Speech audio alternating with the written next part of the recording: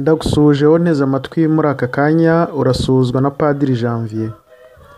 Ngiye kukugezaho abatagatifu duhimbaza tariki ya 2 z'ukwezi kwa 10 buri mwaka. Tariki ya 2 z'ukwezi kwa 10 duhimbaza Abamalayika barinzi. Duhimbaza mutagatifu Ange, mutagatifu Rus cyangwa Rut cyangwa Ruta, mutagatifu Eleuter, mutagatifu Prime na mutagatifu Theophile. Ngiye kubagezaho Abamalayika barinzi duhimbaza tariki ya 2 z'ukwezi kwa 10.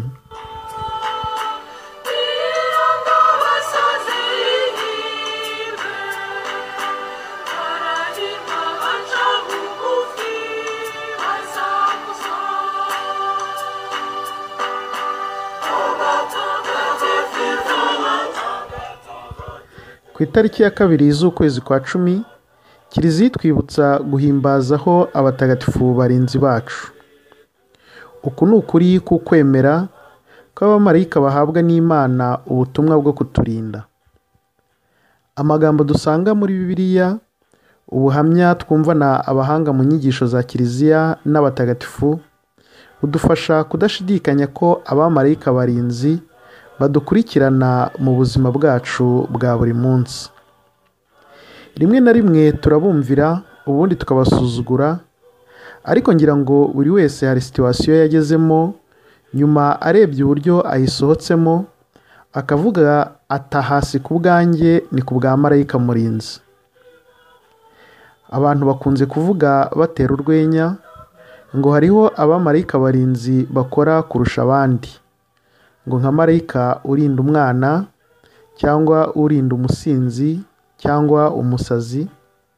Ibyo babivuga bahereye ku bintu byinshi abo bantu banyuramo byari kubahitana, ariko ugasanga ntacyo babaye, bati habaye aha Malayika murinzi.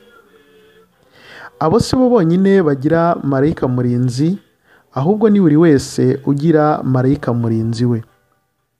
Ahubwo Malayika murinzi wawe mubanye mute? Ese uramwumvira ugakurikiza ibyo akubwira bivuye ku Mana, cyangwa ukurikira ibyifuzo by'umutima wawe gusa? Mu ibaruwa ya mbere ya Petero umutwe wa 5 kuva ku murongo wa 8 kugeza ku murongo wa 9, Petero aravuga ati murabe maso mumenye kwiramira, kuko umwanzi wanyu Sekibi ariho azerera nk'intare itontoma ashaka uwo yaconshomera. Nimukomere mu kwemera, muyinanire, muzirikana ko n'abavandimwe banyu bari ahandi ku isi bafite nabo bene iyo mibabaro. Niba rero Sekibi n'amashitani bitwirukaho bidukururira mu cyaha no mu rupfu, tugomba kumenya ko hari n'Abamalayika Imana itwoherereza kutubwiriza ikiri cyiza kituganisha mu buzima no kubahira buri wese ko ari ikiremwa cy'Imana. Buri wese rero afite muri we ayo majwi abiri m'imbere muri we, rimwe rimukururira gukora ikibi n'irindi rimukururira gukora icyiza. Buri wese rero ahora arwana n'ayo majwi, agahitamo iryo agomba kumvira n'iryo agomba gusuzugura.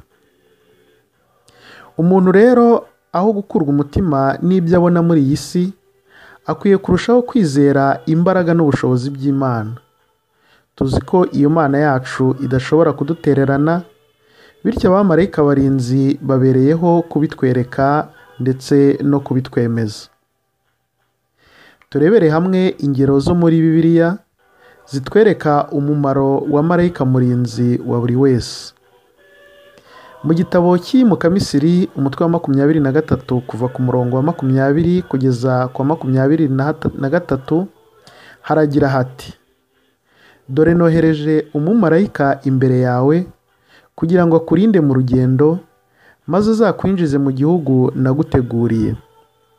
Witonde kandi wumve ijwi rye, ntuzamubere intumva, kuko atakwihanganira igicumuro cyawe ubwo ambereye mu cyimbo. Naho niwumva ijwi rye ugakurikiza ibyo mvuze, nzaba umwanzi w'abanzi bawe n'umubisha w'ababisha bawe. Umumalayika wanjye azakugenda imbere.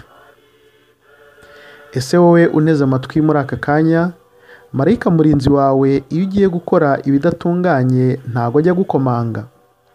Ese uramwumvira cyangwa umubera intumva?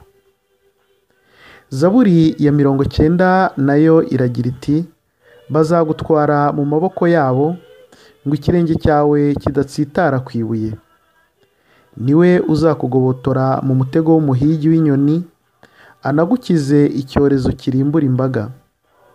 Azagutwikiriza amababa ye, maze uzahungire munsi y'amoya ye. Ubudahemuka bwe ni ingabo n'umwambaro w'intamenwa. Ntuzatinya ibikuramutima by'ijoro, cyangwa umwambi uvumera wo ku manywa, icyorezo cyubikiye mu mwijima, cyangwa icyago kiyogoza ku manywa y'ihangu.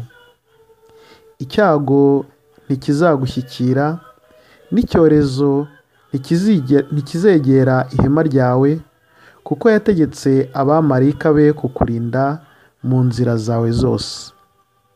Bazagutwara mu biganza byabo, ngo ibirenge byawe bidatsitara ku ibuye. Mu ivanjiri ya Matayo umutwe wa 18 umurongo wa 10, Yezu aragira ati, mwirinde kugira uwo musuzugura muri abo bato. Koko rero ndababwira ko mu ijuru abamalayika babo badahwema kureba uruhanga rwa Data wo mu ijuru. Ni Papa Paul wa gatanu mu mwaka w'1608 washyizeho uyu munsi w'abamalayika barinzi, ngo umunsi wo kuzirikana ku ruhare n'akamaro ka malayika murinzi mu rugendo rwacu hano ku isi. Nuko nyuma yaho gato mu mwaka w'1670, Papa Clement wa 10 awushyira kuri kalendari ya Kiliziya, uwo munsi wihariye kandi wizihizwa ku isi hose muri liturujia tariki ya 2 z'ukwezi kwa 10 buri mwaka. Abamalayika barinzi baturinda ibibi byinshi n'ibyago, batubwiriza kudacumura, bakatwongorera ibitekerezo bitunganye, baraturinda mu bishuko kandi bakadufata akaboko mu ntege nke no mu gihe twihebye, bakatugenda imbere aho tunyura hose. Mutagatifu Yohani Mariya Vianney niwe yigeze kuvuga ati, mbega ukuntu umuntu agiye mu misa atekereza neza ko ari kumwe na malayika murinzi we, yajya yifata neza ntarangare, agatura isengesho rye imbere ya ritari, azi ko ari kumwe n'umumalayika murinzi we nawe uri imbere ya ritari yo mu ijuru, amugereza isengesho rye ku Mana. Abamalayika barinzi nubwo bataboneshwa amaso y'umubiri, ariko uwemera ababonera mu bintu bitandukanye anyuramo mu buzima ayobowe nabo. Umuntu nyuma yo gukora igikorwa runaka arisuzuma akamenya niba aha yumviye malayika murinzi we cyangwa yamusuzuguye. Dusoze tuvugira hamwe iri sengesho tuti, malayika nahawe n'Imana ngo undinde, ujye unyumvisha iby'Imana, ungire inama, undengere untegeke. Amina. Mugire umunsi mwiza. Mwari kumwe na Padiri Janvier, naho ubutaha.